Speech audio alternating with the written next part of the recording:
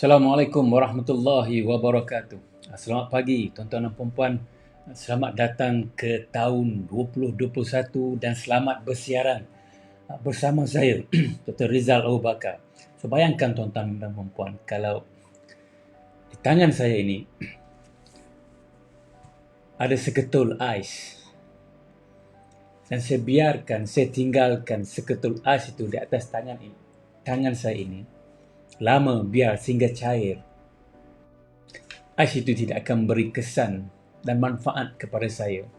Tapi sekiranya saya ambil ais itu dan saya letakkan dalam secangkir air contohnya, air ini akan jadi sejuk, ais ini akan kekal lama dan ais ini akan beri kebaikan kepada saya.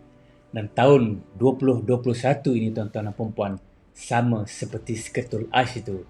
Kalau tuan-puan tidak gunakan, tuan-puan akan sekadar meletakkan di atas tangan dan biarkan ruang dan peluang untuk ais itu berbakti tidak berlaku, tapi apa yang berlaku ianya akan cair, meleleh dan hilang begitu saja. Tapi sekiranya tuan-puan menggunakan tahun 2021 dengan menjadikan ais itu letakkan ke dalam air, ia akan menyejukkan air, memberi manfaat kekal lama dan insya-Allah memberi kebaikan pada mereka yang minum. Jadi sekali lagi tuan-tuan dan puan-puan, selamat datang dan insya-Allah pada pagi ini kita akan berkongsi benda-benda yang saya rasa super luar biasa tentang 10 habit yang akan mentransformkan manusia. Soalannya, are you ready for that? Soalannya, adakah tuan-puan bersedia untuk mengambil, untuk amalkan 10 habit baru yang mungkin tak diamalkan lagi, mungkin sedang, sikit-sikit, tak berapa konsisten, tapi bila dilakukan, ia akan memberi arca kehidupan baru kepada tuan-puan. Soalannya, tuan-tuan dan puan-puan, are you ready? So kalau tuan-puan ready, tuan-puan tulis kat komen, I'm ready. Saya ready to take this 10 transformation habit untuk saya ambil, tukar, lakukan and I want to have a better life. So tulis tuan-tuan dan puan-puan, are you ready? Ataupun tidak. So tulis, saya boleh tengok sama ada tuan-puan ready ataupun tidak.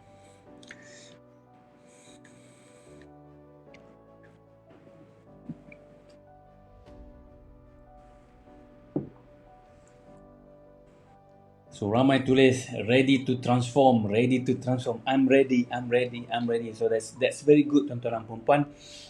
Bila bersedia, kita akan angkat sauh dan kita akan biarkan kapal yang akan membawa kita berlayar ini pergi jauh ke destinasi yang kita mahukan. Baik tuan-tuan dan puan-puan, kita tengok lagi ready, kita ada teman dari Indonesia pada pagi ini tuan-tuan dan puan-puan. Luar biasa. So kita ada teman dari Singapura, ada teman-teman dari Brunei. So selamat datang dari Brunei, dari Indonesia, dari Singapura dan pastinya dari Malaysia. So dan dari Kuching pun ada, dari Limbang pun ada kan. Dari Sabah pun ada. Okay. Right, tuan-tuan dan puan-puan. Kalau bersedia insya-Allah kita akan mulakan sebentar lagi. Soalannya tuan-tuan dan puan-puan, kalau bersedia macam mana? So kita akan tengok apa dulu dan kita akan lihat bagaimana kemudiannya. Okay, tuan-puan bersedia? Saya bersedia. So Singapura pun bersedia, Johor dah bersedia. So ramai dah bersedia. So let's move tuan-tuan dan puan. Let's move. So this is the slide yang saya nak tunjukkan kepada tuan-puan. Saya akan ganti-gantikan antara slide dan wajah saya. So ada dua kamera, tuan-puan akan lihat ada kamera sebelah sini kan, ada kamera di hadapan dan ada slide. So kita akan ubah-ubah supaya tuan-puan tak boring maut kan. So selamat datang dari Parit Raja. Parit Raja, Puan Karijah. Karijah Hussein dari Parit Raja. Ada bisnes archery, tuan-puan berminat boleh ke sana kan. Right, sekali lagi tuan-tuan dan puan-puan, faham pun dah ready. Right. So ramai dah ready. Kita akan mulakan sebentar lagi. So this is the thing, tuan-tuan dan puan-puan. Orang mengatakan bahawa apabila kita ada habit, kita tak dapat tukar habit tu. Habit akan kekal, akan bawa kita sampai mati. Ini antara mitos yang tidak betul, mitos yang salah dan mitos yang patut ditukar. Tak patut dipercayai. Kerana habit boleh ditukar. Soalannya, tuan-tuan dan puan-puan, bagaimana kita nak tukar habit? Itu soalannya. Bagaimana? Selagi kita tak berjumpa dengan cara ataupun kaedah yang terbaik untuk bantu kita tukar habit, kita akan kekal dalam habit lama. Nah, manusia, tuan-tuan dan puan-puan, biasanya perlukan satu force, push, kan, pushing factors untuk bantu mereka berubah. Kan? Tadi saya rasa ramai orang tulis tentang azam tahun baru. So azam tahun baru ni nak buat apa. Azam tahun lepas tak habis lagi. Tu azam dibawa ke sini, tu tambah lagi dan sebagainya. Dan soalannya bagus ataupun tidak, sekurang-kurangnya ada azam tu bagus. Bila tak dapat, kita boleh revisit, kita boleh tukar dan sebagainya. Soalannya, tuan-tuan dan puan-puan, kenapa azam kita yang tahun lepas kita tak dapat tunaikan? Apa yang berlaku? So, macam mana kita nak tukar benda ni? So, adakah kebuntuan itu disebabkan oleh habit lama kita? Nah, satu benda yang dalam bidang personal development ni, bila saya get involved dalam personal development, saya dapati antara ikatan kunci yang mengikat manusia untuk bergerak jauh ke hadapan ialah dia terperangkap dalam habit-habit lama. So, antara yang menyebabkan adanya habit lama ni, tuan-tuan dan puan-puan, ialah cara berfikir. So, if you change the way you think, you solve the problem. If you change the way you think, your habit change. If you change the way you think, you become more productive. So, itu yang benda yang luar biasa yang ramai orang tak ada, dan insyaAllah pagi ni kita uraikan satu persatu. Right. So, pada yang baru masuk, so selamat datang. Selamat datang, tuan-tuan dan puan-puan. So hopefully this going to be a very fruitful morning session with you. Kan? Tadi sebentar tadi pukul 9.30 tadi saya lancarkan buku infografik terbaru tentang how you can improve your life dalam konteks makanan, habit dan sebagainya. Ada 57 infografik yang dikumpulkan mudahkan tuan-puan untuk lakukan perubahan. So let's move kepada konten kita untuk pagi ni, 10 habit ataupun 10 productive habits yang akan bantu kita berubah pada 2021. Ini benda yang saya lakukan, tuan-tuan dan puan. Ini benda yang saya kumpulkan dari mereka-mereka yang dah berjaya contohnya, dan bagaimana mereka melakukan itu menyebabkan mereka berada beberapa langkah di hadapan orang lain yang tak dapat orang lain kejar. So hari ni kita buka rahsia itu supaya tuan-puan dapat berlari dalam lorong sendiri tapi pada kelajuan yang berbeza, supaya tuan-puan dapat sampai ke destinasi yang tuan-puan idamkan tanpa perlu rasa sakit hati, tanpa perlu rasa dengki dan sebagainya, because kita berlari dalam lorong sendiri, kita tak berlari dalam lorong orang lain. Kita tak compete dengan orang lain, tuan-tuan dan puan-puan. You are competing with your old self. Jadi kalau tuan-puan compete, menang, itu maksudnya tuan-puan menang dengan diri tuan-puan yang sebelum ini. Jadi itu yang kita nak lakukan. Compete with your bad habit. Create the new one. So become a success. Or become a success because of that. So let's move, tuan-tuan dan puan-puan. So habit yang pertama. Habit yang pertama untuk tuan-puan lakukan pada tahun ini. To change, untuk berubah. Untuk ada momentum baru. So change. Yang pertama, tuan-tuan dan puan-puan, ialah now, join the 5 AM club. Saya nak tanya tuan-tuan dan puan-puan, berapa ramai orang yang bangun pagi? Saya join the 4 AM club. Tapi saya nak tanya soalan, berapa ramai yang join the 5 AM club? Kalau tak dapat buat the 5 AM, tak boleh masuk the 4 AM club. Saya berada di 4 AM club. So kalau tuan-puan nak tukar habit, nak jadi productive, the first thing you need to do for this year ialah join the 5 AM club. So that's the minimum, tuan-puan. Join the 5 AM club. Kenapa? Soalan dia. Nak tanya tuan-tuan dan puan, berapa ramai daripada kalangan tuan-puan yang sedang berada di 5 AM club ni? Berapa ramai yang sedang lakukan 5 AM club? Kat mana tuan-puan bangun? Pukul berapa bangun? Dan soalan kedua, apa yang tuan-puan buat bila bangun awal pagi, sama ada pukul 5, sama ada pukul 4? Now, pada yang bangun pukul 5 atau pukul 4 atau pukul berapa pun awal pagi, this is the morning habit yang perlu kita ada. So, kongsi dengan saya pagi ni tuan-puan kat komen, apa perubahan yang berlaku bila tuan-puan buat benda ni? Apa perubahan yang tuan-puan dapat bila tuan-puan masuk dan lakukan berada dalam kelab pukul 5 pagi ni? Apa yang tuan-puan lakukan? So, just jot in a few things, kan? Drop in a few words supaya saya tahu apa yang tuan-puan lakukan, apa yang tuan-puan dapat dari apa yang tuan-puan lakukan.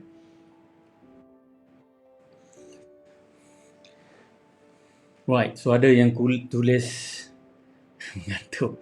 Ada yang tulis bangun pukul 4 pagi, so luar biasa. Ada bangun pukul 5, solat tahajud dan sebagainya. Ada bangun pukul 4.30. Ada tengok orang bangun tapi tak bangun, kan. Ada bangun pukul 3 pagi, luar biasa, kan. So ada kata the secret time, perubahan yang menakjubkan. Banyak masa bila kita bangun pukul 5 pagi. Right. So banyak benda yang tuan-puan boleh lakukan. Melewat bangun pukul 5, setiap hari usahakan pukul 3.30, kadang terlajak. Right. So tak ada masalah, asalkan bangun. Tuan Omar kata berubah terus. So itu benda-benda yang saya percaya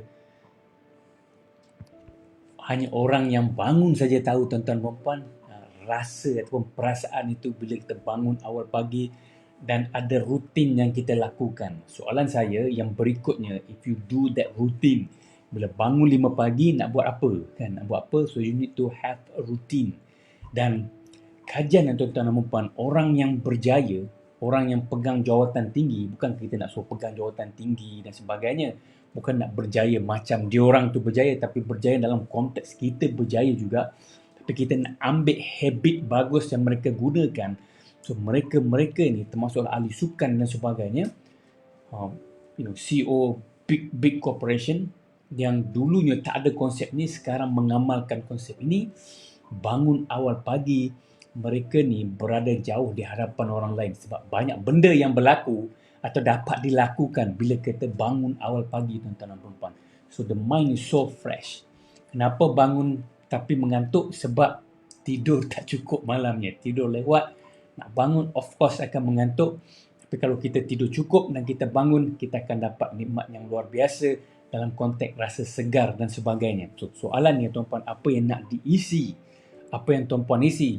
So for the Muslim, for example, they wake up and solat tahajud. So that's very good, kan? For the non-Muslim, probably you have your own routine that you do when you get up in the morning. So that's a good thing. The second question is how to make that consistent. If you wake up in the morning dan kita buat benda ni secara konsisten, kita akan dapat generate a new connection in the brain. That's very good. The moment kita bangunnya, kita dapat ulang-ulang habit yang bagus. Habit ada dua, tuan-tuan dan puan, jangan salah faham. Ada habit yang tak bagus, kita nak keluarkan habit tak bagus. Tapi ada habit bagus. Habit bagus inilah yang kita nak kekalkan. Bukan semua bila kata habit, benda buruk yang patut kita keluarkan, jauhkan daripada hidup kita. Sebab ada habit yang baik. Habit bangun pukul 5 pagi ni habit baik. Sebab nombor satu, tuan-puan, you have plenty of time. Tuan-puan berada pagi-pagi dah berada beberapa jam di hadapan orang lain. Orang lain bangun pukul 6, tuan-puan bangun pukul 5. You are 3 hours ahead of orang lain. Satu hari 3 jam, kedua hari 6 jam, tuan-puan. Kalau 10 hari dah 30 jam. So bayangkan kalau tuan-puan buat selama 30 tahun, 365 hari, setiap tahun selama 10 tahun. So how far is your life compare dengan orang lain yang bangun pukul 6 sahaja, tuan-puan. Contoh bangun pukul 6, pukul 5 1 jam. Kalau orang lain bangun pukul 8, kita bangun pukul 5, itu 3 jam. Kalau tuan-puan bangun pukul 3, orang lain bangun pukul 6, itu dah 3 jam. So this is what yang saya maksudkan. Even 1 jam tuan-puan bangun awal pada orang lain, so you dah live a life ahead of orang lain. So the good things yang saya nak tuan-puan lakukan bila bangun awal pagi. So this is, tuan-puan kena catat benda ni bila bangun awal pagi. Tuan-puan buatlah rutin apa yang tuan-puan buat, tapi jangan tinggalkan benda ni. Semalam saya live dengan peserta program saya dalam Abundant Life. Kita kongsi benda-benda yang saya telah kongsi dalam Abundant Life as a repeat kan, kepada peserta Abundant Life saya. So apa yang dilakukan termasuklah bangun awal pagi ni. Tapi saya nak ambil sedikit daripada benda tu dan saya nak kongsi dengan tuan-puan. Mungkin dia ada di kalangan tuan-puan yang telah lakukan benda ni, ikuti dan amalkan. Tapi this is a refresher kalau tuan-puan dah amalkan. Sebab inilah kunci rahsia orang-orang hebat, berjaya dan sebagainya. Ini kunci rahsia nak mendekatkan diri dengan Sang Pencipta. Dan inilah kunci rahsia untuk bawa rezeki datang lebih dekat kepada kita. So apa dia? Nak bangun awal pagi ni jangan lupa untuk revisit all the small miracles yang berlaku dalam hidup kita, tuan-puan. Apa dia? Small miracles. Kadang-kadang kita tak teringat benda ni, benda-benda baik yang berlaku sebab kita dah terbiasa. Contoh paling mudah, tuan-puan, when you driving from one spot to the next, kita drive daripada point A ke point B, kita sampai ke point B. Selamat. Do you say that's a miracle bila kita selamat dengan keadaan jalan raya, dengan keadaan cara orang memandu dan sebagainya, kita selamat. It's a small miracle, tuan-puan. Did you say your gratitude? Adakah tuan-puan melahirkan rasa syukur itu di saat tuan-puan sampai parking, matikan enjin sebelum keluar? For the Muslim kita kata Alhamdulillah sampai. Do we say that gratitude?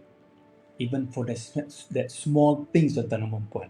Kita parking kereta, kita nak cepat, kita lupa nak letak parking tiket, kita pergi datang, tak disaman. So that is small miracle, tuan-puan.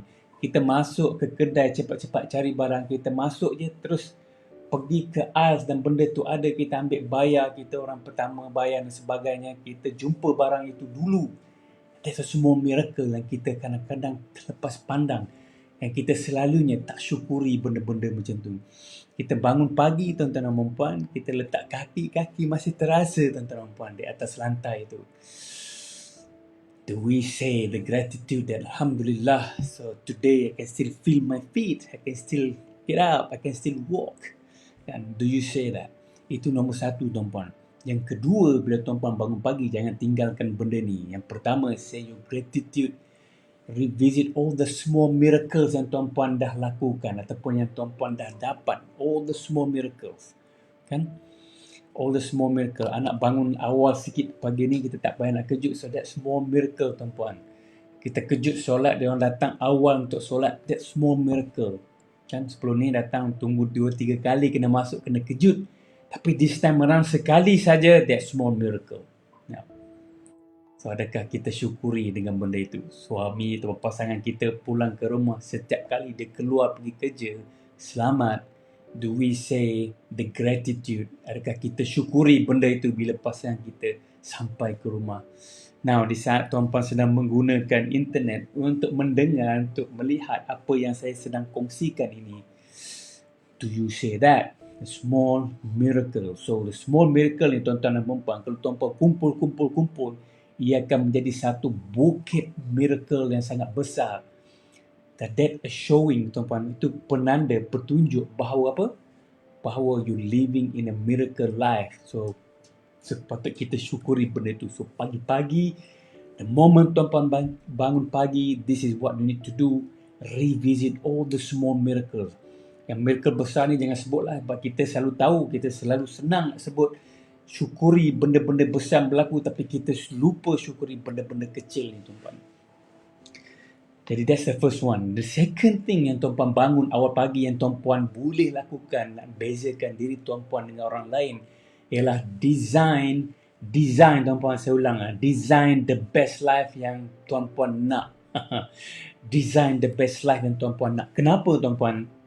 Kalau kita tak design the best life, kalau tuan-puan tak menjadi penulis skrip pada kehidupan tuan-puan, tuan-puan tak menjadi pengarah, tuan-puan tak menjadi producer, tuan-puan tak menjadi penyunting, tuan-puan hanya menjadi pelakon saja, tuan-puan, orang lain yang akan menulis skrip untuk tuan-puan.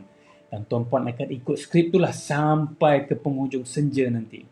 Dan di hujung nanti ketika pencen, ketika tak larat, ketika sakit dan sebagainya, and you have this wishful thinking datang balik, kalaulah aku buat benda ni dulu. Kenapa tuan-puan nak kalaukan kalau kita boleh kalaukan sekarang berbanding kita kalaukan 20 tahun dari sekarang. So now is the time, it's a good time, 2021, for you to yang kalau-kalau tu dibuat sekarang. Because if not now, when, tuan-tuan dan puan-puan?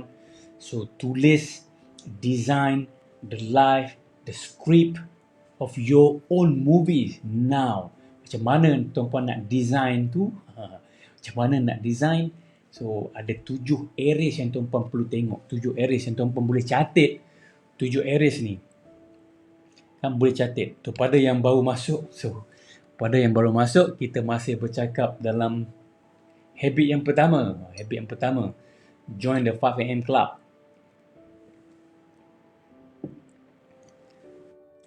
Dan saya kongsikan 2 benda, tuan-puan. 2 benda. Satu ialah bila bangun, saya tahu tuan-puan ada rutin, yang mana ikut program saya, dah tahu rutinnya apa. Dan benda yang saya sebut, saya nak ulang kat sini, salah satu 2 bendanya ialah the gratitude, all the small miracles yang tuan-puan kena syukuri.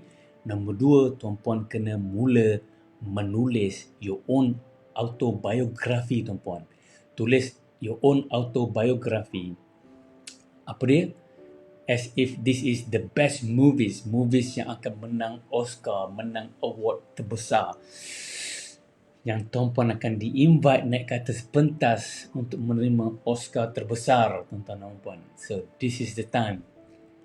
If not now, when? So this is the time, tuan-puan. Tulis dan rangka. So waktu pagi lah tuan-puan design in your head, or you write it down, apa yang tuan-puan mahu tentang hidup tuan-puan. Mahu dalam area mana, tuan-puan? Satu, saya percaya ramai orang sedang concern benda ni adalah keadaan kewangan. So, in term of kewangan, so what is the life that you want in term of your financial status? Keadaan kewangan tuan-tuan dan puan-puan, apa yang tuan-puan mahukan? Ini nombor 1. Nombor 2, untuk personal development. Kat mana tuan-puan nak letakkan diri tuan-puan untuk personal development? Yang ketiga, untuk dalam konteks relationship dengan kawan, dengan keluarga, dengan pasangan, dengan anak-anak. So, bagaimana keadaan relationship yang tuan-puan mahukan dengan 4 golongan ini? Teman-teman, keluarga, termasuk mak ayah kan, pasangan, anak-anak. So, where do you want? Oh, yang kelima, dengan masyarakat. Kat mana tuan-puan nak relationship tuan-puan ini mengarah pada tahun 2021, 2022, 2023 dan selanjutnya. So you write it down. So yang pertama tadi saya sebut tentang kewangan, yang kedua tentang personal development, tuan-puan. Kalau kita nak berubah, tuan-puan, kalau kita hanya ada ilmu yang sama yang bawa kita sampai kita pada saat hari ini, dan kita mengharapkan kita dapat berubah untuk masuk ke lautan yang penuh dengan ribut taufan dengan ilmu yang kita ada, kita akan terkandas, kita akan tenggelam. Tapi kalau kita belajar cara mengendalikan kapal di lautan yang bergelora, kita akan dapat harungi lautan yang sedang dilanda ribut itu tanpa menyebabkan kita tenggelam. So this is the time untuk tuan-puan upgrade diri, tuan-puan. This is the keywords. Upgrade diri pada tahun ini. Senaraikan banyak buku yang tuan-puan nak baca. Itu nombor 1 kan. Senaraikan. Banyak program yang tuan-puan nak attend. Kan? Dan senaraikan berapa mentor baru yang tuan-puan perlu ada. Sebab kalau nak berjaya, tuan-puan, kita ambil ilmu hikmah dari orang yang dah berjaya, mentor-mentor ni yang akan bantu kita. So that's for the personal development. Boleh belajar online, boleh belajar offline, pergi ke kelas dan sebagainya. So tuan-puan decide, design for your own personal development. Yang keempat tuan-puan ialah travel. Nak travel ke mana? Kita kumpul duit, kita ada masa dan sebagainya. Kalau kita tak keluar tuan-tuan dan puan-puan, kita tak reconnect diri kita dengan alam yang luas ini. So we have to travel kan. Ada kalau for the Muslim, selalu saya dengar kata nak pergi umrah. So hoping that 2021 the ban of travelling to Saudi been lifted, saya nampak boleh travel dan boleh pergi umrah dan sebagainya. So itu yang kalau tuan-puan nak, so travel ke mana lagi selain pada pergi umrah, pada yang lain. So itu yang keempat. Yang kelima apa tuan-puan? Kita ada kewangan, kita ada apa? Tuan-puan dah tulis? Kita ada kewangan, kita ada personal development, kita ada travelling, betul? So kita ada kewangan, kita ada personal development, kita ada travelling, kita ada relationship. Yang kelima, tuan-tuan dan puan-puan, agak-agaknya apa yang kelima? Yang tuan-puan mahukan, yang kelima tuan-puan. So, ini bukanlah bentuk susunan yang mana lebih priority dan sebagainya, tapi one of the important thing is the spiritual aspect. Berbanding dengan tahun lepas, dalam konteks spiritual, how you gonna put yourself in term of your spirituality. Nak letak kat mana tuan-puan? Nak improve, nak increase, kat mana, macam mana dan sebagainya. So jot it down. Lepas tu tuan-puan akan mula fikir macam mana nak buat, kat mana nak pergi dan sebagainya. How your relationship dengan, bila cakap spiritual, dengan Sang Pencipta. So that's the most important things. Kan? Nombor 6, kan, apa kebaikan yang kita nak bagi pada manusia lain? Apa kebaikan yang kita nak bawa kepada manusia tuan-puan? Tuan-puan dah ada duit, kan? Dah ada relationship dah bagus. Personal development dah meningkat, dah boleh travel sana, travel sini, spirituality dah tinggi. So how you going to contribute back to society tuan-puan? Apa kebaikan yang tuan-puan nak bawa? Bukan keburukan, tapi kebaikan apa yang tuan-puan nak bawa bagi kepada manusia. Tuan, rumah macam mana yang tuan-puan nak? Kenderaan macam mana yang tuan-puan nak? So ini yang tuan-puan designkan. So yang ke-8, how's your career tuan-tuan dan puan? Career tuan-puan macam mana? Kalau tuan-puan ibu rumah tangga, so macam mana? Contoh saya kata macam mana kalau walaupun tuan-puan suri rumah, bukan tuan-puan nak get involved dalam business. So that's become your career sebagai ibu rumah tangga yang ada bisnes sendiri, kan? Ataupun ibu rumah tangga yang rumahnya luar biasa bagus berbanding dengan rumah orang lain. Dalam konteks apa? Dalam konteks kebersihan, dalam konteks susunan dan sebagainya.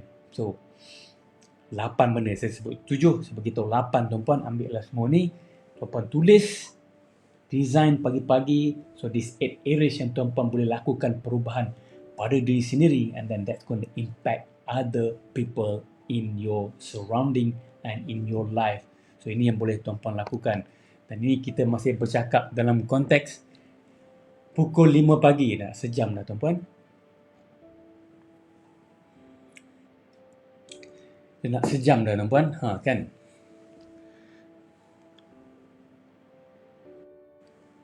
Soalan saya tuan-tuan dan puan, boleh follow tak?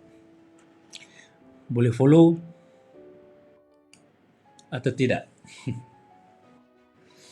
Nombor 7 ialah apa rumah kenderaan yang anda mahukan, kan? Nombor 8. Apa nombor 8? Tak terlepas kan? Financial, personal development, relationship, travel, spirituality, contribution. Nombor 8 dan yang terakhir saya sebut adalah career tuan-tuan dan puan-puan. Nombor 7, apa bentuk rumah kenderaan yang tuan-puan mahukan? Nah, tuan-puan boleh follow. Soalan dia.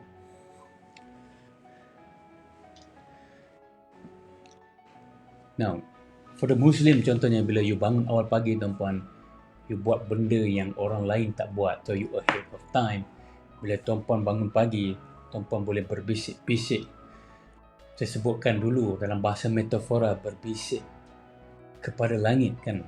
Mana bercakap dengan Tuhan, ini yang dilakukan. So berbisik kepada langit. Dan yang kedua tuan-tuan dan puan-puan, yang kedua, ni pun masuk kedua, nak pukul 11 dah. Nak berhenti pukul 11. Yang kedua, Speak not anything negative. So ini perangkap paling besar dalam hidup manusia, tuan-tuan dan puan-puan. Perangkap paling besar, kalau kita negatif, kita akan jadi pesimis. So kita tak nak jadi pesimis, kita nak jadi orang yang bagus-bagus je, yang positif-positif, kerana impact being positif sangat luar biasa. So untuk tahun 2021 ni, tuan-tuan dan puan-puan, cuba buat negative fasting. Apa dia? Negative fasting. Maksudnya puasa dari negativity. Puasa dari negativity. Macam mana nak buat? Yang pertama, cuba lakukan. Cuba bermula dengan satu hari without negative thinking. Satu hari without negative perception. Satu hari without negative apa-apa saja. Meaning yang tuan-puan bagi pada event yang berlaku. So, cuba untuk satu hari, itu dinamakan sebagai fasting, negativity fasting. Satu hari tanpa negativity, dan tuan-puan akan rasai benda yang tuan-puan tak rasai selama ni, benda luar biasa. So this is impact luar biasa yang tuan-puan akan dapat the moment tuan-puan kunci rapat pintu negatif yang selalu melanda dalam hidup kita. Satu hari saja, bermula dengan satu hari. Kalau tuan-puan berjaya, lanjutkan kepada 2 hari, lanjutkan kepada 3, dan seterusnya. Tuan-puan akan dapati hidup tuan-puan akan lebih luar biasa. Kenapa, tuan-tuan dan puan-puan? Saya ceritakan the science behind this thing. Science, kan? Ada kajian demi kajian demi kajian yang saya kumpulkan, yang saya nak kongsi dengan tuan-puan. Satu kajian dilakukan di Mayo Clinic melibatkan 447 orang. Kat mana? Mayo Clinic di US melibatkan 447 manusia selama 30 tahun, tuan-puan. Bayangkan 30 tahun Mayo Clinic buat kajian, following up orang-orang untuk melihat apa berlaku pada orang yang fikir positif, apa berlaku pada orang yang fikir negatif. Bahasa mudahnya, kalau kita optimis, apa berlaku pada kita? Kalau kita negatif, apa berlaku pada kita? So, Mayo Clinic selama 30 tahun, follow up 447 orang, tuan-tuan dan puan-puan. Mereka dapati orang yang positif ya, berfikiran positif, mereka ni 55% kurang risiko terkena serangan jantung berbanding dengan orang yang negatif, berbanding dengan orang yang pesimis. Soalannya, tuan-tuan dan puan-puan, cuba revisit balik. Tuan-puan, hari ni, pagi ni, sampai pukul 10.45 ni, ada tak fikiran negatif yang terlintas dalam diri tuan-puan?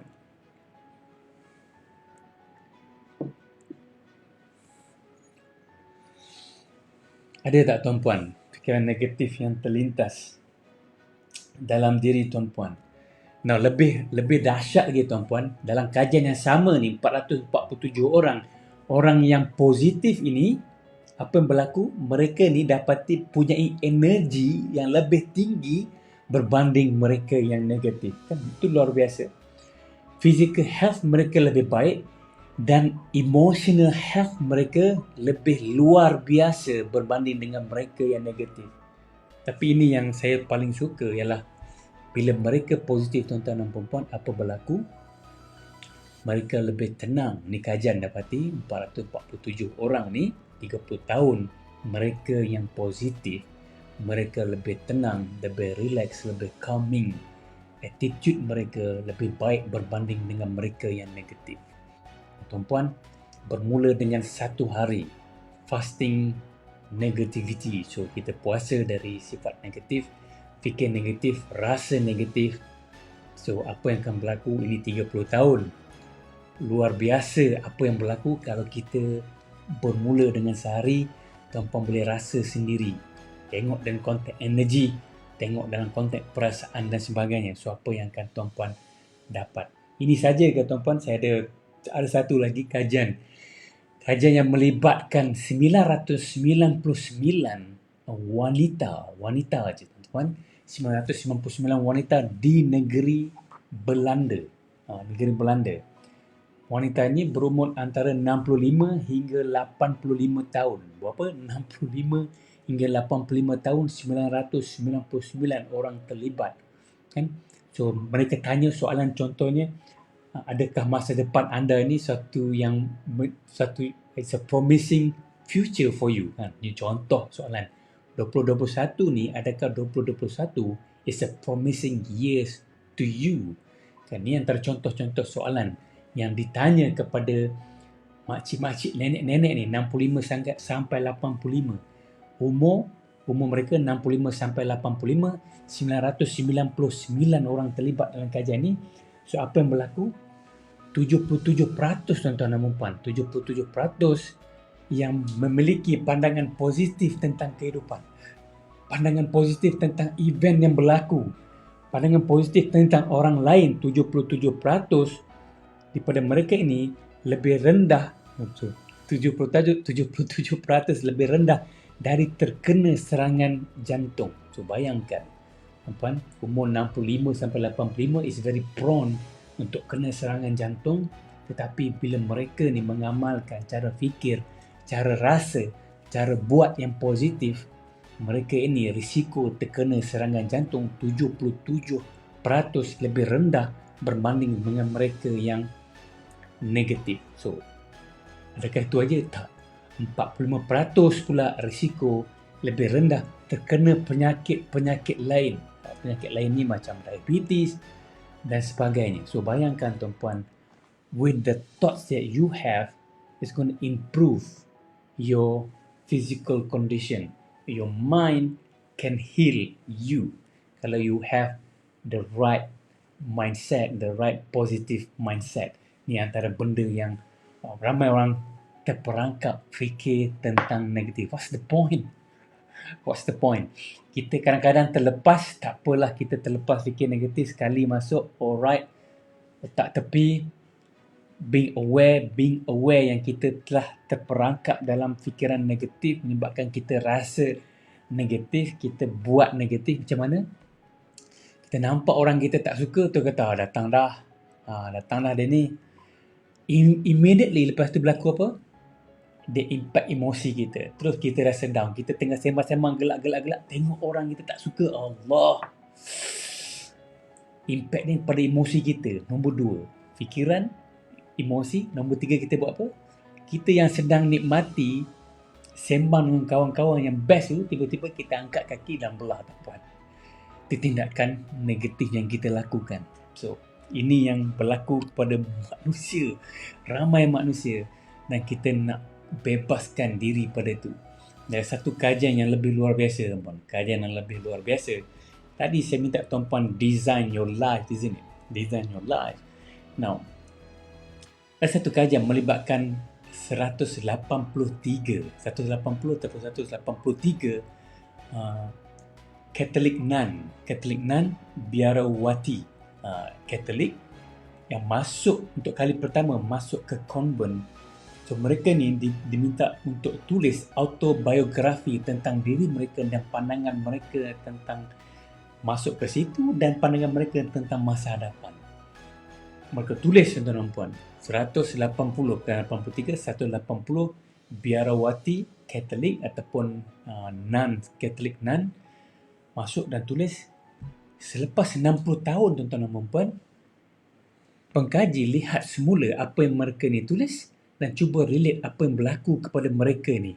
Nah, mereka dapati biarawati ataupun nun yang menulis benda-benda positif tentang masuk ke konvent, satu, tentang the outlook of life yang mereka akan perolehi, nombor 2, tentang kepercayaan mereka pada masa hadapan, kebaikan dan sebagainya, nombor 3, mereka ini, tuan-tuan dan puan, hidup lebih lama berbanding dengan teman-teman yang masuk sama mereka tapi tulis, mak aku paksa aku masuk sini, nak buat macam mana? Kan aku tak tahulah masa depan aku macam mana. Mereka ini dah mati awal sebelum berbanding dengan kawan-kawan yang menulis tentang positive outlook of the life. Dan kalau tuan-puan boleh ambil makna daripada research ini, tuan-puan tulis how 2021 gonna be for you, how 2022 gonna be for you, how 2023, how 2030 gonna be for you in a positive light, saya percaya tuan-puan akan outrun ramai orang dalam konteks kesihatan. Dalam konteks umur, itu rezeki yang Allah kurniakan. Jadi kalau tuan-puan panjang umur, alhamdulillah. Tapi the best is hidup tanpa penyakit. So that's the thing, yang kehebatan yang manusia akan perolehi. Dengan fikiran positif, kita tolak negativity. So you embrace what? Positivity. Tuan-puan boleh follow, boleh atau tidak, tuan-puan boleh tulis kejap, boleh atau tidak. Dan kalau tuan-puan nak tahu lagi tentang research, sementara tuan-puan tulis ni, tuan-puan perempuan, saya ceritakan tentang saintis buat kajian, saintis dari North Carolina, Duke University Medical Center. Mereka follow up atau membuat kajian ke atas 866 pesakit jantung. So apa berlaku bila pesakit jantung ni, tuan-tuan dan puan-puan? Mereka ni dah semua melalui buat pembedahan jantung dan sebagainya. So apa yang berlaku? Mereka yang positif tentang keadaan diri mereka, mereka ni 11 tahun hidup lebih panjang berbanding mereka yang setelah dibuat operation masih pandang negatif tentang kehidupan. Mereka mati awal berbanding dengan teman-teman yang pernah duduk di katil pembedahan yang sama, dioperate oleh doktor yang sama, dikawal oleh nurse yang sama. Dan mereka ini mati lebih awal berbanding dengan kawan-kawan yang fikiran positif. Mereka ni 11 tahun lebih lama berbanding dengan kawan-kawan. So ini benda yang luar biasa yang berlaku kepada mereka yang fikiran positif. Jadi tuan-puan, soalannya tuan-tuan dan puan, how to do that? Tuan-tuan dan puan, kita kena belajar untuk being aware of kita punya thoughts, being aware of kita punya feelings, or being aware of kita punya tindakan. So kita perlu ada capability, ada kemampuan untuk masuk dalam subconscious mind dan keluar dari subconscious mind from time to time. Maksudnya perlu berada di conscious mind, boleh masuk dalam subconscious mind, keluar balik. The moment tuan-puan fikir tentang benda negatif, tuan-puan dah terperangkap masuk dalam the subconscious mind. So being aware yang you ada negative thinking, tuan-puan dah keluar daripada subconscious mind, tuan-puan dah masuk semula dalam conscious mind. So kita perlu ada that ability. So satu benda yang tuan-puan boleh lakukan awal pagi tadi ialah apa yang dinamakan sekarang disebut so popular ialah tentang meditasi, yang pukul kelab 5 pagi saya tak sebut tadi, saya sebut sekarang.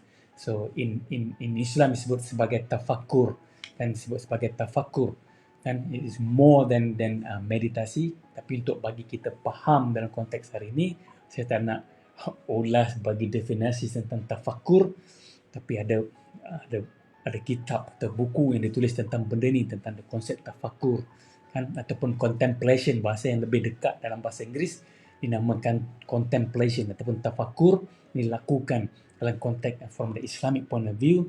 Tapi dalam sekarang bahasa yang digunakan adalah meditasi yang dimasukkan contemplation ke dalamnya dan sebagainya. So the term is not important, but what you do is more important. So kalau tuan-puan bangun awal pagi, buat meditasi, buat tafakur contohnya, being aware, just being aware, talk to yourself. Pagi-pagi kita bangun, being aware, cakap dengan diri sendiri tuan-puan. Being aware what happening to you at that point of time. Kan? Apa yang berlaku? Kajian dapati kita aktifkan 2000 genes dalam diri kita. Bukan jin yang besar itu, gemuk itu, gelak, ha tu. Bukan jin tu. Nanti genes, G-E-N-E-S, kita aktifkan 2000 genes dengan hanya semudah melakukan meditasi ataupun tafakur di awal pagi. Kan? Jadi kita train di awal pagi untuk being aware all the time. Jadi bila kita masuk dalam dunia yang mencabar selepas pukul 8, pukul 9, pukul 10, kita akan ada kemampuan untuk apply awareness from time to time supaya kita tak terperangkap dalam dunia subconscious negatif yang telah terbina lama dalam hidup kita dulu. So this is the thing yang tuan-puan boleh lakukan. So kita nak move to the The third one, tuan-tuan dan puan-puan.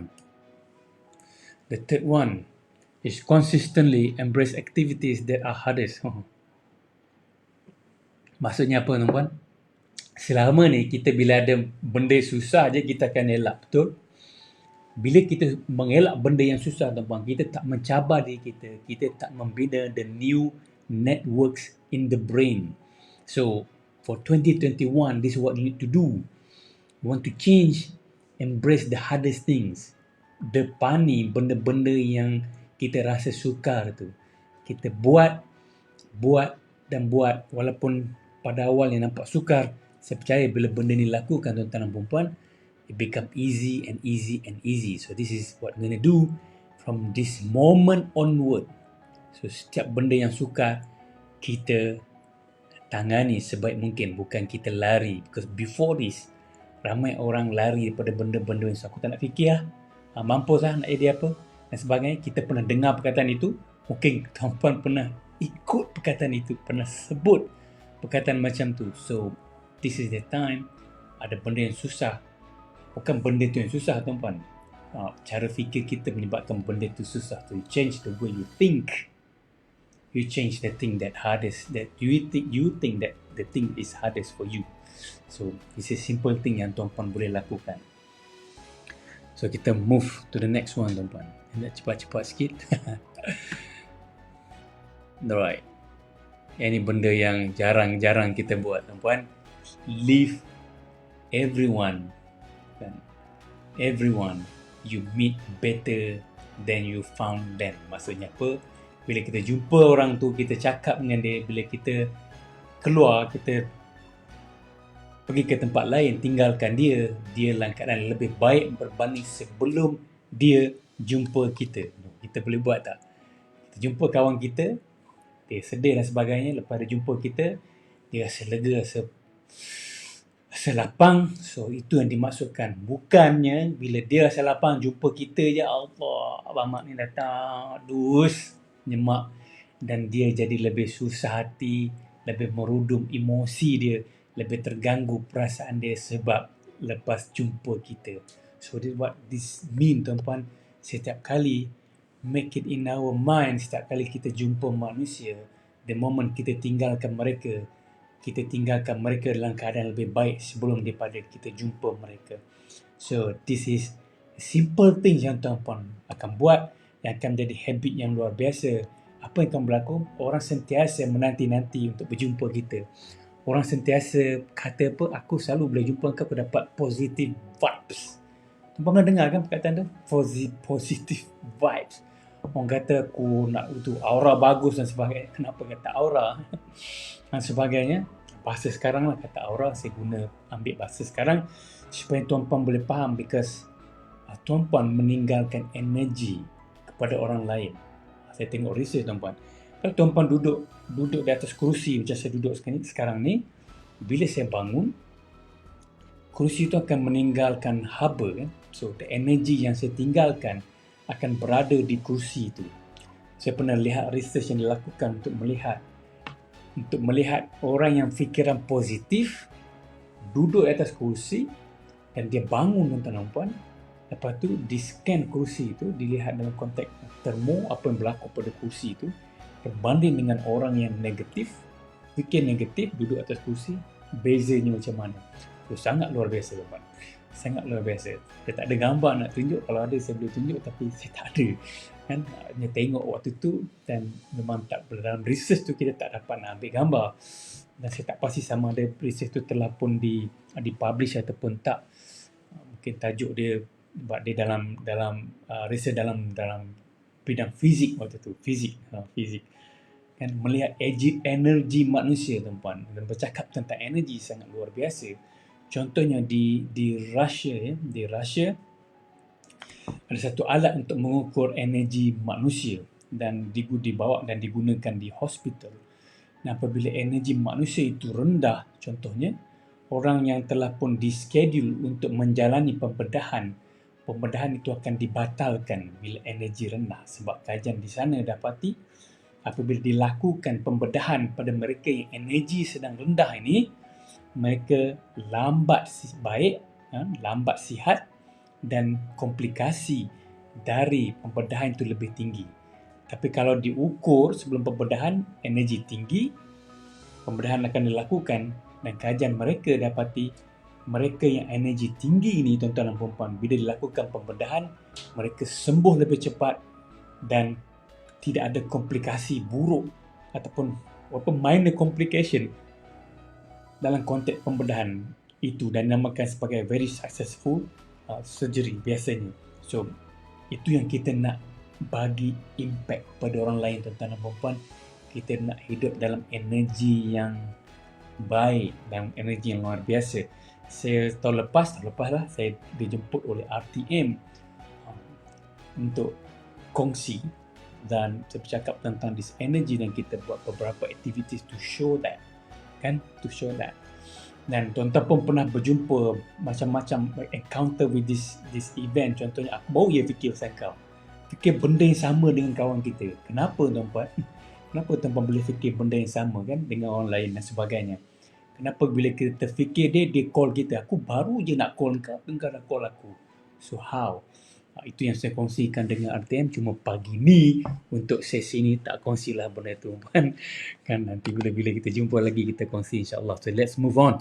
So let's move to the next one. So this is very crucial habit yang tuan-puan kena ada. Albert Einstein, tuan-tuan dan puan. Albert Einstein kata, education is about what? Education is about imagination. If you can imagine things, then education take place. Itu Albert Einstein kata, tuan-puan.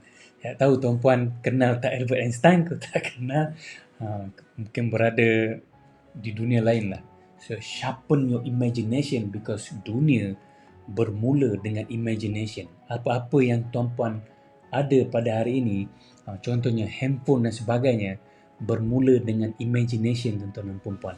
Lampu yang berada di bilik tuan-puan sekarang ini, komputer yang tuan-puan tengok, laptop yang tuan-puan guna, semuanya bermula dengan imagination manusia. Kurniaan daripada Allah, kehebatan otak yang Allah kurniakan kepada manusia gunakan untuk kebaikan, terhasillah produk-produk yang baik.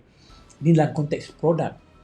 Dan produk yang paling besar, tuan-tuan dan puan-puan, kepada kita ialah your life. Your life is the biggest product.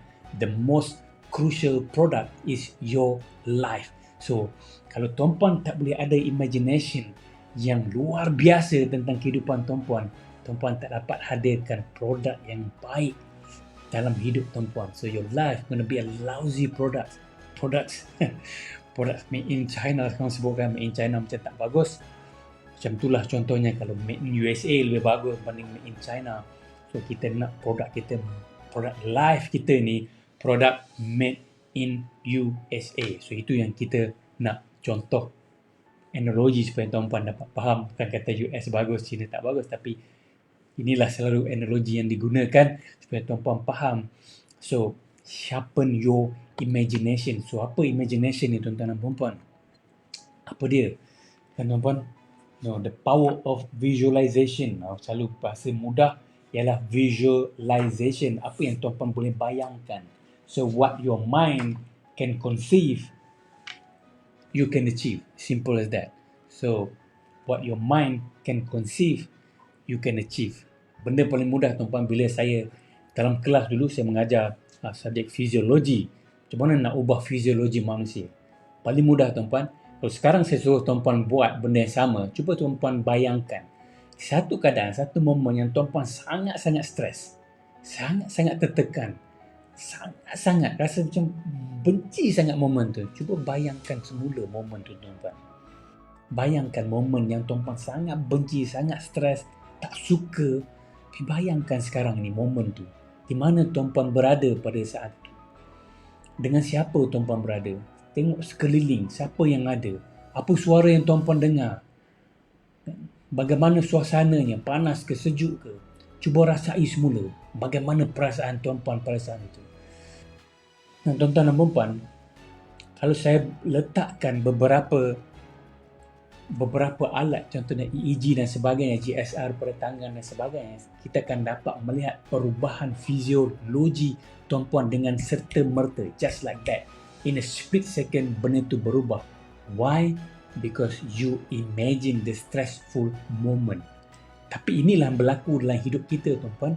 Semua benda yang berlaku, kita melihat dalam kaca mata yang negatif, kaca mata yang stres, kita melakukan perubahan tanpa sengaja kepada fiziologi kita, dan kita meletakkan fiziologi kita dalam keadaan yang stres. Kita keluarkan hormon stres. Sekelip mata saja benda tu boleh berubah. Kenapa? Kerana imagination negatif. Cuba bayangkan kalau tuan-puan boleh lakukan imagination yang positif, tuan-puan. Now, sekarang kita nak ubah pula, tuan-puan. Cuba tuan-puan bayangkan the best moment dalam hidup tuan-puan. This is the best moment. Mungkinlah momen tuan-puan naik ke atas pentas, terima hadiah anugerah pekerja cemerlang, ataupun dapat hadiah birthday contohnya, ataupun dipuji oleh orang untuk kali pertama. Manusia ni tak pernah puji, tuan-puan, tiba-tiba dia puji. So that's the best moment for you. Dapat panggilan pergi haji contohnya, that's the best moment for you. Dapat melahirkan anak, that's the best moment for you. Dapat the first job, that's the best moment for you. Berkahwin, that's the best moment for you. Cuba tuan-puan bayangkan keadaan itu semula. Letakkan diri tuan-puan berada pada saat itu, pada saat ini. So, rasa apa yang tuan-puan rasakan pada saat itu. Kalau ada suara, dengarkan suara itu. Suara siapa yang kuat, apa yang disebut dan sebagainya. Dengarkan bunyi-bunyi yang berada di sekeliling. So, lihat di sekeliling tuan-puan, siapa yang berada di sebelah kanan, siapa yang berada di sebelah kiri, siapa berada di hadapan, siapa berada di belakang. So, lihat sekeliling. So, rasai momen itu, tuan-tuan dan puan. Dan saya percaya, tuan-tuan dan puan, di saat tuan-puan bayangkan benda yang the best moment for your life itu, fiziologi tuan-puan juga bertukar. Dan semua ni, tuan-tuan dan puan, berlaku just because of your imagination. Tuan-puan tak berada pada masa lepas tu, tuan-puan berada di hadapan saya pada saat ini. Tapi the moment tuan-puan divert your thinking, your thoughts, your imagination, the visual image yang tuan-puan bawa, the sound yang tuan-puan bawa, the feeling yang tuan-puan rasai berubah, tuan-tuan dan puan. Now, kalau benda ni boleh berlaku, tuan-tuan dan puan, dan kalau kita boleh tajamkan the imagination to design the life yang kita nak, to design the way yang kita mahu, tuan-puan, to design achievement yang kita nak achieve, dengan imagination, saya percaya tuan-puan akan meletakkan diri tuan-puan jauh di hadapan. So, bila buat imagination untuk tahun ini, tuan-tuan dan puan-puan, untuk masa-masa yang akan datang, lakukan imagination yang positif, kan? Yang boleh membangunkan diri tuan-puan, meletakkan diri tuan-puan jauh di hadapan, bukan di belakang orang lain, kan? So, this is the moment untuk start. So, sharpen your imagination, tuan-puan. Sharpen your imagination. Cuma je, soalan yang orang kata macam mana nak buat.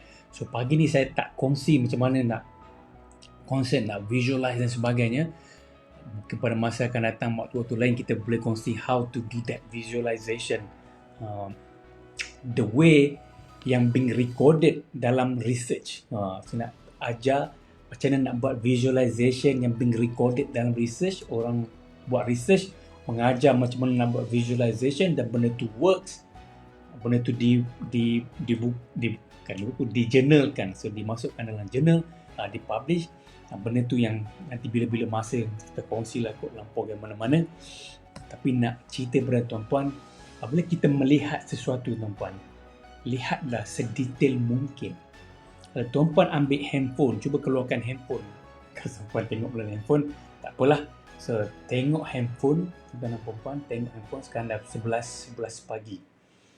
11 pagi. Tengok handphone, cuba tengok detail je. Tengok detail handphone itu.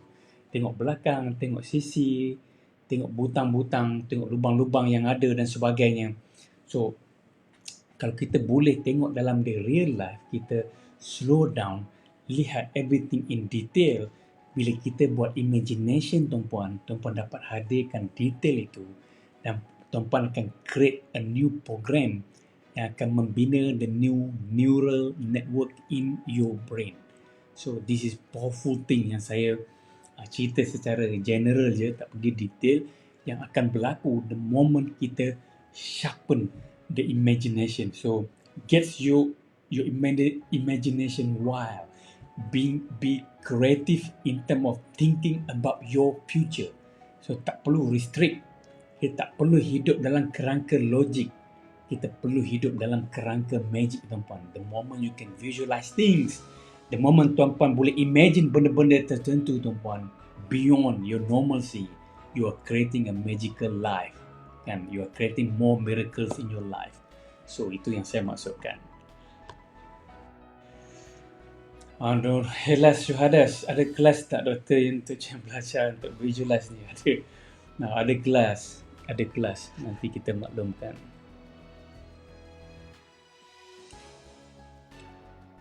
Now, yang nombor berapa yang tuan-puan? Ada tak tuan-puan kira nombor berapa ni? Yang berikutnya ialah own your fitness. Ini nak kena buat. Saya selalu tunjuk pagi-pagi bangun berjalan dan sebagainya, tuan-tuan dan puan. Inilah saya maksudkan, kalau kita tak bangunkan the fit, kita punya fitness ni, tak ada orang lain boleh menyebabkan kita fit, tuan-puan. Kita tak jadi fit, kita jadi fat. Dua benda, pilihan, tuan-puan. Nak jadi fit atau nak jadi fat? Cuba cerita je, saya dengar. Saya sebut. Tuan-puan nak jadi fit ke nak jadi fat? Cerita jap, nak dengar. Apa tulis? Cuba jerit kuat-kuat. Nak jadi fit atau nak jadi fat? So you have dua pilihan, tuan-tuan. Satu pilihan ni. Dua pilihan. Nak jadi fit ataupun nak jadi fat. So this is apa yang tuan-puan perlu lakukan untuk tahun 2021 ni. Own your fitness. So you decide. Bangun pagi. Kalau tuan-puan bangun pagi, mudah untuk kita buat senaman. Tuan-puan tak perlu keluar rumah pun boleh bersenam dalam rumah. Kalau tuan-puan sibuk nak keluar pergi kerja dan sebagainya, kan? Nak pergi kerja, tuan-puan boleh ambil masa 20 minit. Bangun awal tu dah boleh buat larian setempat, boleh skipping, kan, dan sebagainya. Kalau susah sangat, tuan-tuan dan puan. Kalau susah, belilah trampolin. Tahu trampolin, tuan-puan? Yang lompat-lompat tu, yang kecil pun tak apa. Tuan-puan boleh tengok dalam YouTube macam mana nak lakukan senaman menggunakan trampolin. Because senaman menggunakan trampolin, kajian dilakukan oleh NASA lama dah, tahun 1978 dulu, dapati sama macam buat aerobik, kan. Tapi dia adalah step dia, tuan-puan. Ada step dia. Tadi untuk 20 minit, sama macam aerobik 20 minit. Tuan-puan sebelum pergi kerja, bangun awal pagi pukul 4, 4.30, kan. Dah boleh buat senaman tu dan sebagainya menggunakan trampolin. Bukan trampolin besar, ada sangkar kat luar rumah tu. Yang kecil pun dah memadai. Boleh tengok dalam YouTube macam mana nak buat exercise menggunakan trampolin. Buat exercise pakai skipping rope dalam rumah pun boleh buat, tuan-puan. So mudah sangat. So own your fitness. If you don't own your fitness, tuan-puan, you own a fatness body. So kita tak nak fatness, kita nak fitness. Kita nak fat, kita nak fit, kan? So do that, tuan-puan. Bangun awal pagi, cari alasan untuk buat, bukan cipta alasan untuk elak. So cari alasan untuk buat. Kita partner dengan kawan, saya partner dengan isteri. Kalau saya rasa malas, dia akan tegur. Kalau dia rasa malas, saya ada. So bila ada partner, senang kita nak buat. Kita kalau ada kawan-kawan dekat sekeliling rumah, boleh jalan kat kawasan sekeliling rumah je. Macam ibu rumah tangga kan, suruh rumah boleh jalan dengan kawan-kawan, pakat jalan ramai-ramai, kan. Tak perlu aku call dia, diketuk pintu, jom, kan. Cara mudah, tuan-puan, pagi-pagi, malam-malam dah siapkan benda untuk senaman ni. Kasut dah letak, baju dah letak, seluar dah letak, stokin dan sebagainya, topi kalau nak pakai topi dah ada. Bila kita dah nampak benda tu, letak kat sebelah katil, bersenang sikit, kan. Bila bangun dah nampak benda tu, so it remind us untuk buat benda ni. So it's very simple. Kalau tuan-puan ada jam macam saya ni pakai Apple Watch, tuan-puan boleh create a time, alarm dan sebagainya, ada exercise mode dan sebagainya. So dia akan bantu pula remind kita untuk buat benda-benda macam ni. So boleh lakukan, tuan-puan. So cipta alasan untuk buat fitness. Kalau tidak, kita akan jadi fat saja, tuan-puan.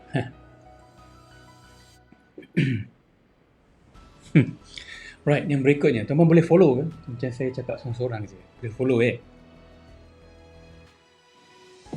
Apa yang runtuh katil ni tak tahulah. Dia ada tulis runtuh katil ni, saya tak faham pun dia. Apa yang menyebabkan runtuh katil? Ya, trampoline skipping. Puan Nurziati kata buat zapin je. Buat zapin laju-laju. Kan zapin slow sangat. Pergerakan zapin slow. Jadi buat laju-laju mungkin kena buat lama-lama. Kan. So what's next tuan-tuan dan puan-puan? What's next ialah control your gadget addiction. Control your gadget addiction sebab banyak sangat kajian tuan-puan dapati bila kita hook, tersangkut dengan gadget ni, dia hijack kita punya brain performance. So, gadget addiction hijack kita punya brain performance. Jadi macam mana nak buat tuan-puan? Kita letaklah jarak-jarak ataupun selang masa untuk kita semak kita punya handphone dan sebagainya. Macam saya bila saya buat posting FB, lepas posting saya akan tinggalkan. Kan saya akan masuk lepas sejam atau 2 jam tengok, itu pun untuk dalam jangka masa 2 hingga 3 minit macam tu untuk komen, like dan sebagainya. Respon balik kepada orang tanya, kalau saya terlepas lah. Lepas tu lain masa pula kita tengok dan sebagainya. So kita yang decide tuan-puan, kalau tuan-puan memang bekerja dalam dunia yang melibatkan menggunakan handphone dan sebagainya, so tukarlah pada laptop supaya benda tu lebih besar, daripada jauh kita dapat tengok dan kita dapat bergerak tempat lain dan sebagainya, tapi masih boleh dapat lihat. Tak perlulah berada di hadapan walaupun kita kerja menggunakan laptop dan komputer. Kita tak perlu berada di hadapan setiap masa untuk melihat. Kita boleh buat benda-benda lain. So kita decide mungkin setiap 20 minit kita akan lihat komputer, kita akan melihat handphone dan sebagainya. Kalau tuan-puan terpaksa bekerja menggunakan benda itu, selepas 20 minit tuan-puan rehat 20 seconds, pandanglah jauh ke hadapan dalam jarak 20 kaki, lihat, cari satu titik untuk lihat titik itu.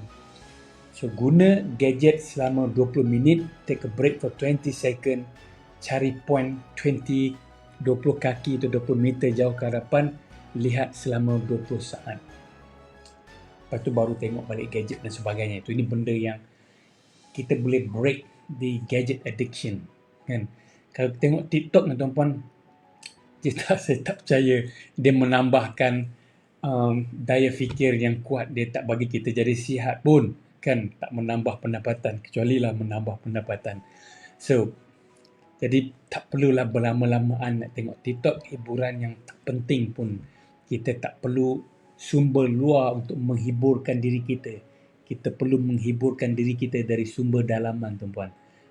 Bila-bila masa kita kongsilah bab tu macam mana. Tapi this is the thing, tuan-puan. Elak daripada menjadi penagih gadget. Ramai kita tahu keburukan penagih dadah. Kita tahu keburukan penagih kepada makanan, kepada benda-benda manis. Dan kita tak nak jadi penagih kepada gadget. Saya nak kena cepat-cepat. Hari ni hari Jumaat, tuan-tuan dan puan.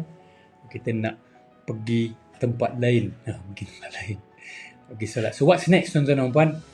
So bila kita dah control, the next habit, tuan-tuan dan puan, ialah satu hari, tuan-puan, ruangkan masa sekurang-kurangnya 1 jam untuk study, untuk baca buku 1 jam sehari. Sekurang-kurangnya 1 jam sehari.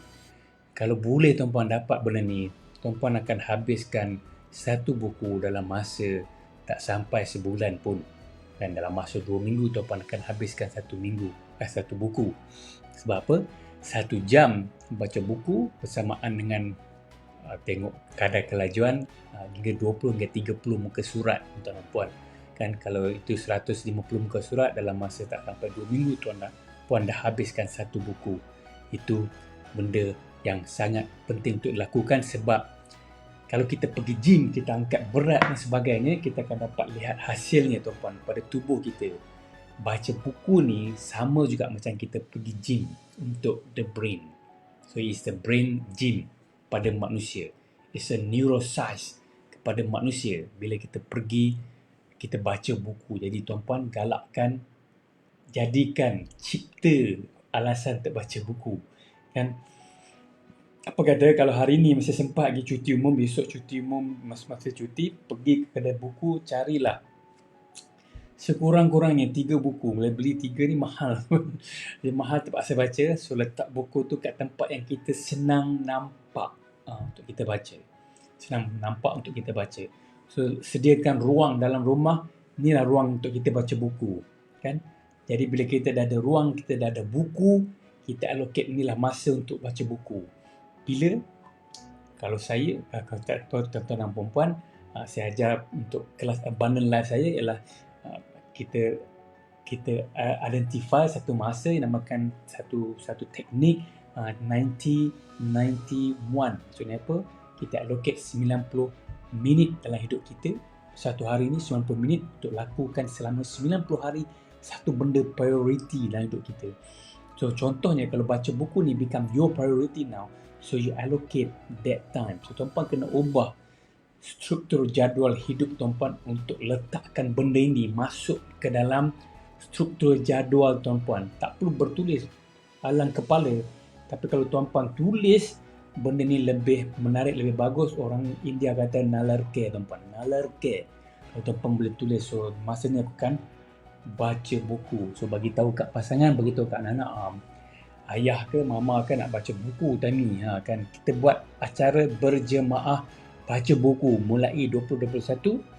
Ayah ataupun mak akan buat satu ruang ni untuk kita sama-sama baca buku selama 1 jam sehari. Nak buat lepas maghrib ke, nak buat lepas isyak ke, nak buat lepas subuh ke, ikut tuan-tuan dan puan-puan. Kan masa yang tuan-puan rasa relevan sesuai dengan keadaan diri. Sebab apa? Sebab bila kita membaca buku tuan-tuan dan puan-puan, kita mengambil pengalaman orang lain dan pengalaman itu menjadi pengalaman kita. Bila kita baca buku tuan-tuan dan puan-puan, kita shape the way kita thinking. Kan? Mungkin tuan-puan tertanya-tanya kan, macam mana ada orang yang boleh bercakap dalam konteks yang sangat berstruktur. Bila dia bercakap, cantik je bahasa yang dia susun. Sangat berstruktur. Kita bercakap berterabur, sagi sana, sagi sini, sagi situ dan sebagainya. Kenapa tuan-puan?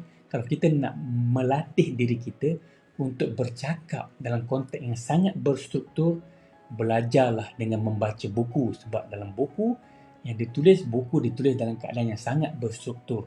Jadi ia akan melatih kita untuk bercakap juga dengan keadaan yang berstruktur. Simple ya tuan-puan. Boleh buat kan? Boleh buat insyaAllah. So next tuan-tuan dan puan-puan, selain pada baca buku 1 jam 1 hari, ini kalau tuan-puan boleh buat, memang akan dapat A++. Keep a night journal. Maksudnya apa tuan-tuan dan puan-puan? Malam-malam sebelum kita tidur ni, sebelum kita decide nak tidur, saya percaya sebelum tuan-puan baca surah Al-Mulk, sebelum baca surah Al-Mulk tu, tuan-puan catatlah apa yang tuan-puan telah dapat. Yang saya nak cadangkan, jot down the small miracle, the small kesyukuran yang tuan-puan lalui dapat sepanjang hari itu, benda yang tuan-puan boleh syukurkan. So, boleh ya? Jadi tuan-puan boleh lakukan benda tu. Kalau dapat, dia akan menjadi benda yang sangat menarik kepada tuan-puan. Kan? Right. So apa lagi tuan-puan? Keep a night journal, saya kata simpan journal. Tulis apa yang tuan-puan perolehi, apa yang tuan-puan dapat, apa yang tuan-puan nikmati sepanjang hari itu.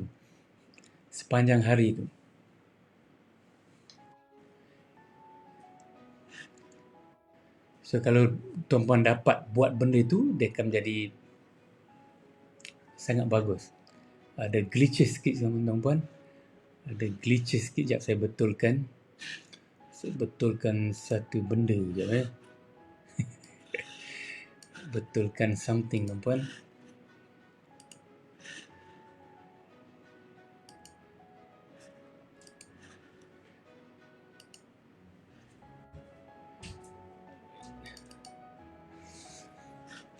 Okey tuan-puan.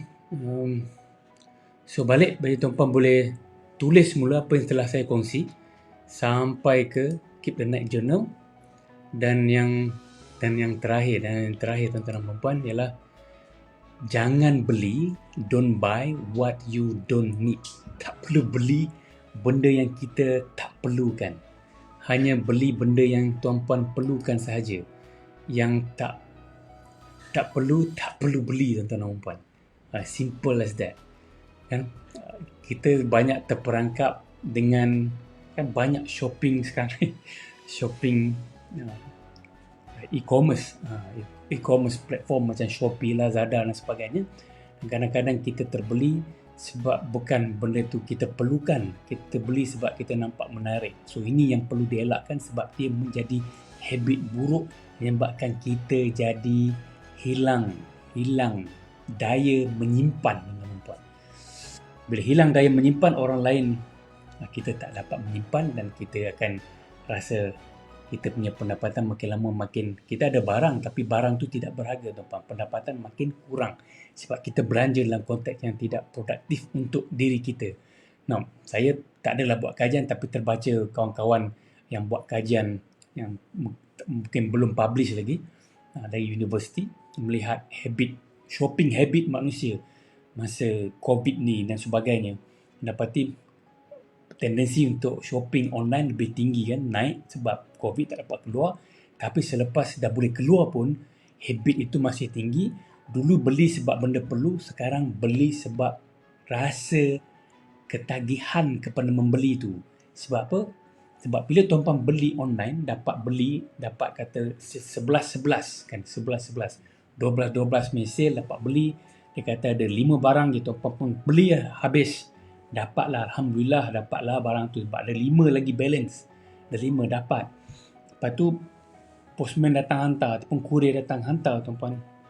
Bila kurier datang hantar bunyi pat-pat dan sebagainya, that moment adalah momen yang tuan-puan tunggu-tunggu nanti-nanti dan menyebabkan letusan dopamin dalam kepala kita. Dopamin adalah feel good hormone dan dopamin juga dikaitkan dengan addiction. Jadi kita sentiasa menantikan the sounds of horn dari kurier untuk bagi kita rasa bahagia. Kita dapat barang, so kita buka-buka. So kita suka that moment, tuan-puan. Buka barang cepat, tengok barang dan sebagainya. So kita jadi addiction dan kita terbeli benda yang kita tak mahu. Dan kita beli sebab apa? Kita nak ada balik feelings bila dapat barang tu. Itu kesalahan yang kita terlakukan. Jadi itu 10 benda yang saya kongsi dengan tuan-puan yang tuan-puan boleh lakukan, habit untuk tuan-puan elak, untuk tuan-puan buat supaya tuan-puan pada tahun ini jalani kehidupan yang luar biasa. Tadi saya sebutkan pada tuan-puan, ada soalan saya tak faham Cikgu Rosyah, sama juga ke dengan kanak-kanak, maksudnya apa kat situ? Sama apa? Untuk kanak-kanak ke? Kalau kanak-kanak, tuan-tuan dan puan-puan, dalam konteks gadget addiction, kalau itulah soalan yang Cikgu Rosyah tanya, untuk gadget addiction pada kanak-kanak lebih bahaya. Sebabnya apa? Sebab otak kanak-kanak tidak dicipta untuk mampu tangani gadget addiction. Tak mampu. It's not being designed in such a way untuk menerima lambakan keluarnya dopamin, tuan-puan. Tak. Sebab tu anak-anak yang kalau dah tuan-puan bagi anak-anak pakai handphone kan, lepas tu tuan-puan kantoikan anak main game dan sebagainya, buat TikTok dan tuan-puan tak suka dan tuan-puan rampas, so apa yang berlaku, tuan-puan? Akan berlakulah perang dunia ketiga, mengamuk ni luar biasa dan sebagainya. Mengamuk yang luar biasa kan, cari benda, sepahkan rumah cari benda, menjerit, tendang sana tendang sini. Sama macam orang yang ketagih dadah. Orang ketagih dadah dia tak buat macam tu, tapi dia tikam orang untuk dapatkan duit. Kita pernah dengar kisah nenek kena sembelih sebab anak ketagihan dadah dan sebagainya, nak duit nenek tak bagi, sembelih, curi, kes-kes ragut dan sebagainya yang berlaku, tuan-tuan dan puan, semua kebanyakannya dikaitkan dengan kes-kes dadah. Jadi kita tak nak benda ni berlaku. Right, tuan-tuan dan puan, itu 10 habit yang saya kongsi dengan tuan-puan. Dah 11.30, saya plan nak buat sejam je, dah jadi sejam 30 minit kan. Ni rezeki tuan-puan lah. Tapi saya nak ulang balik, tuan-tuan dan puan-puan, kalaulah tahun ini 2021 seperti seketul ais, kalau tuan-puan biarkan di atas tangan tuan-puan, ianya akan cair, mengalir dan hilang begitu saja. Tapi kalau tahun 2021 ni juga seperti seketul ais, tapi tuan-puan ambil dan masukkannya ke dalam gelas yang berisi air. Air di dalamnya akan sejuk, ais yang di dalamnya akan tinggal lama dan dia akan beri nikmat pada orang yang menghirupnya. Dan saya mengharapkan tuan-puan lah yang akan menghirup air sejuk dari ais manfaat 2021 ini. Saya nak tinggalkan tuan-tuan dan puan-puan pada pagi ini dengan satu quotes ataupun kata-kata dari Mark Twain. Mark Twain pernah berkata, tuan-tuan dan puan-puan, dalam buku ni, tulis buku, saya tak tahu tuan-puan baca buku Mark Twain ataupun tak, tapi dia pernah tulis, dia kata, kalau kita nak berubah tuan-tuan dan puan, kalau kita nak berubah, benda pertama, ni dalam konteks analogi supaya tuan-puan dapat lihat dan dapat faham, dapat mewujudkan satu visual image untuk tuan-puan lakukan benda ni. So apa yang Mark Twain sebut? Dia sebut untuk berubah tuan-puan, dance like nobody is watching. Menarilah sebagaimana tak ada orang lihat kita. Menari merapu macam mana pun tak ada orang lihat, kita boleh menari macam mana yang kita suka. So dance like nobody's watching. Love like you have never been heard, tuan-tuan dan puan-puan. Sing like nobody's listening. And live like it is heaven on earth. Saya ulang tuan-puan, dance like nobody's watching, tuan-tuan dan puan. Love like you have never been heard. Sing like nobody is listening. Live like it is heaven on earth. Terima kasih tuan-tuan dan puan-puan kerana bersama saya pada pagi ini. Semoga apa yang saya kongsikan dapat manfaat dan tuan-puan panjang-panjangkan manfaat ini supaya ianya menjadi pencen kubur untuk saya. Dan terima kasih, insyaAllah pada masa akan datang kita akan jumpa lagi. So, Assalamualaikum warahmatullahi wabarakatuh.